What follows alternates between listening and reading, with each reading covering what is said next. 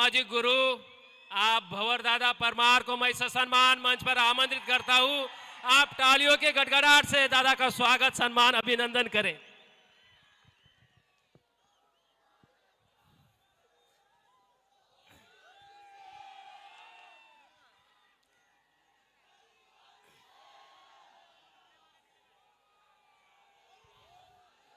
जय जोहार दोस्तों, जय जोहार। आशा करूंगा कि आप आसपास में जो जहां तक मेरी आवाज जा रही है वे बाहर साथी नाच रहे हैं वे भी पंडाल में आ जाए। आप लोग जो इधर उधर सुन रहे हैं वो जो बाजे बज रहे हैं उनको भी थोड़ा रुकवाएंगे तो अच्छा होगा। मेरा गला वैसे बैठा हुआ है। कल सूरत महुआ में कार्यक्रम था, वहां पर भी अभी जो पंडाल में जितने लोग हैं उससे ज्यादा लोग थे और वहां भी पौन घंटा बोल के आया हूं मैं। तो मैं कुछ जरूरी बातें आपके बीच में शेयर करना चाहता हूं, तो आप ध्यानपूर्वक सुनेंगे तो अच्छा होगा। दोस्तों, अभी हमने पूरे देश भर से आए हुए हमारे समाज के एक्टिविस्ट को सुना और आप लोगों ने मेरे मंच पर आने पर आप लोगों ने इतना उत्साह मुझे भी दिया और आप में भी है। उसके पीछे आप क्या समझते हैं वो मुझे नहीं पता, लेकिन मैं ये समझता हूं कि मैं हमेशा सच किसी भी सूरत में पूरी ताकत के साथ में बोलने की हिम्मत करता हूं। यह मेरी ताकत है और यह मेरी आदत एक शिक्षक होने के नाते है। शिक्षक वह होता है जो सच बोलता है और यदि शिक्षक होने के नाते मैंने मेरे समाज की आवश्यकताओं, मेरे समाज की समस्याओं पर नहीं बोला तो मैं भी किसी काम का नहीं हूं। अभी हम लोगों ने बहुत सारी समस्याएं सुनी, तो हर बार चूंकि मैं एक बात बोलता हूं कि समस्या तो हम बार बार बोलते रहते हैं, समाधान क्या।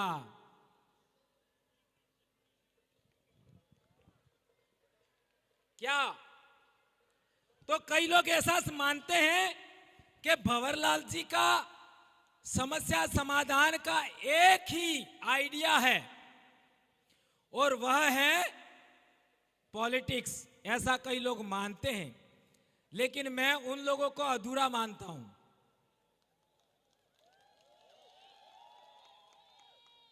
अधूरा मानता हूं। एक बार भंवरलाल परमार को पूरा पढ़ लीजिए, ज्यादा बेहतर होगा।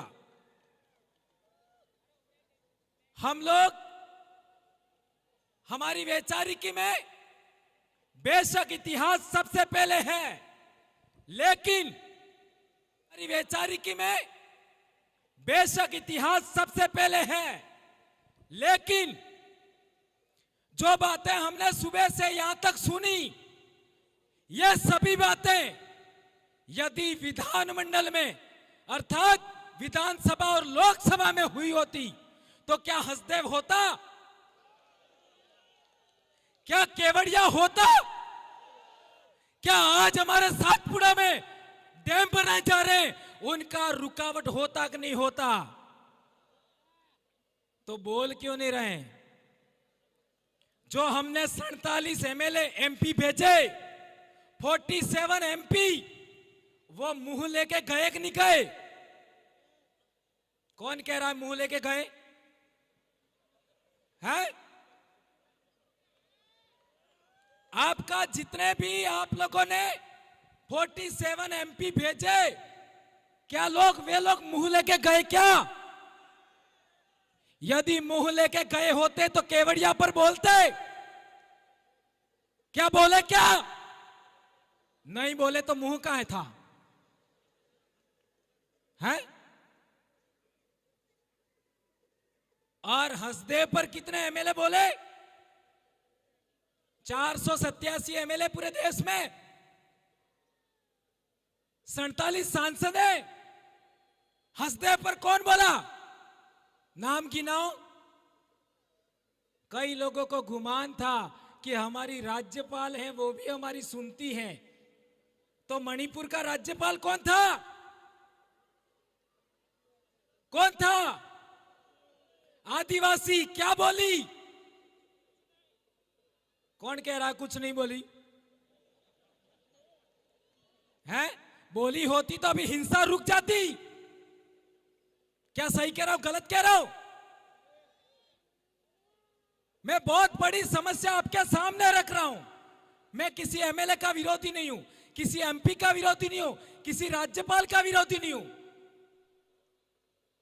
अभी आप देख लो, कई लोगों को तो शरीर के अंदर रोमांच पैदा हो रहा था, रोमांच, कि हमारी राष्ट्रपति बन गई, हमारा बहुत कुछ हो जाएगा। कुछ हुआ क्या? नहीं हुआ। तो क्या हम लोग इस झाझम से 47 सांसद पहुंचा देंगे, 487 विधायक पहुंचा देंगे, तो क्या हमारी समस्या का समाधान होगा? आप होगा ऐसा कहते हो, लेकिन मैं ना कह रहा हूं, नहीं होगा। क्यों नहीं होगा? यह बात समझनी है, और यह बात नहीं समझी तो इतने सारे लोगों ने अभी तक बोला, उसका कोई मतलब नहीं है, कोई मतलब नहीं है। हमारे देश में हम राजनीतिक गुलाम हैं, यह है समस्या। हमारे देश में हम राजनीतिक गुलाम हैं, और राजनीतिक गुलाम है तो राजनीतिक आजादी चाहिए। कौन कौन चाहता है राजनीतिक आजादी? क्या बात कर रहे हो आप? इतने तो समस्या कहां है? एक बात, राजनीतिक गुलामी।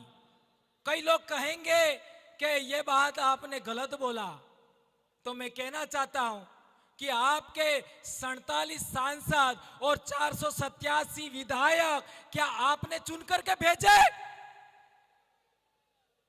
क्या आपने चुन करके भेजे? तो हां, चुने तो आपने, पर क्या आपने सेलेक्ट किए?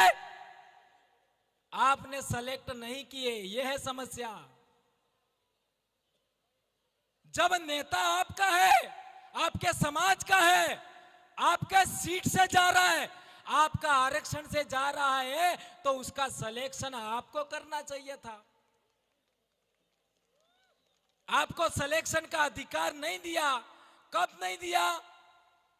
1951-52 में हमारे डूंगरपुर जिले के अंदर एक सीट पर 2 विधायक थे। एक आदिवासियों का विधायक था, एक सामान्य वर्ग का विधायक था। सही कह रहा हूं, गलत कह रहा हूं? हमारे डूंगरपुर के ये प्रदेश अध्यक्ष जी, सही कह रहा हूं, गलत कह रहा हूं? हमारे डूंगरपुर में 1951 में 2 विधायक थे, एक सीट पर। एक आदिवासी विधायक था, एक विधायक सामान्य वर्ग था। यह व्यवस्था थी। और उससे पहले हम जाते हैं तो पुना पैक्ट करार हुआ 1932 में। तब हमारे देश में जो डेमोक्रेसी आ रही थी, उस डेमोक्रेसी पर यह तय किया था कि जो SC ST लोग हैं, OBC लोग हैं, जो पिछड़े लोग हैं, वो 2 वोट देंगे। एक वोट अपने जनप्रतिनिधि को देंगे और एक अपने इलाके में रहने वाले सामान्य वर्ग के जनप्रतिनिधि को वोट देंगे। तो यदि कोई सामान्य वर्ग का व्यक्ति हमारे पास वोट लेने के लिए आता, तो हम कहते तुम हमारे साथ छुआछूत कर रहे हो, हम तुमको नहीं देंगे। तो वो हाथ जोड़ी करता, आगे से मैं छुआछूत नहीं करूंगा।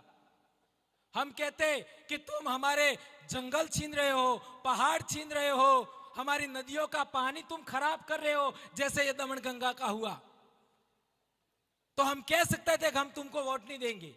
तो वो कहता कि आगे से मैं ऐसा ख्याल नहीं करूंगा।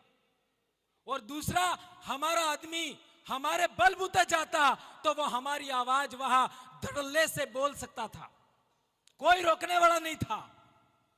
तो आज 1951-52 के बाद हमारे देश में आदिवासियों पर पूना पैक्ट थोप दिया, और इसकी वजह से आदिवासियों का नेता कौन होगा ये सेलेक्ट करने का पावर पार्टियों के हाईकमांड के पास में है। यह है समस्या। और पार्टियों का हाईकमांड में कितने आदिवासी है? कितने? एक भी नहीं है। क्या बात कर रहे हो? यहां तो गांव से लगा करके गली गली तक नेता ही नेता है। तो वो क्या नौकर चाकर है क्या? क्यों नहीं है हाईकमांड में? ये है बड़ी समस्या। हमारे समाज पर जो वो लोग जो भारत के आदिवासी नहीं है, इंडिजिनस पीपल नहीं है,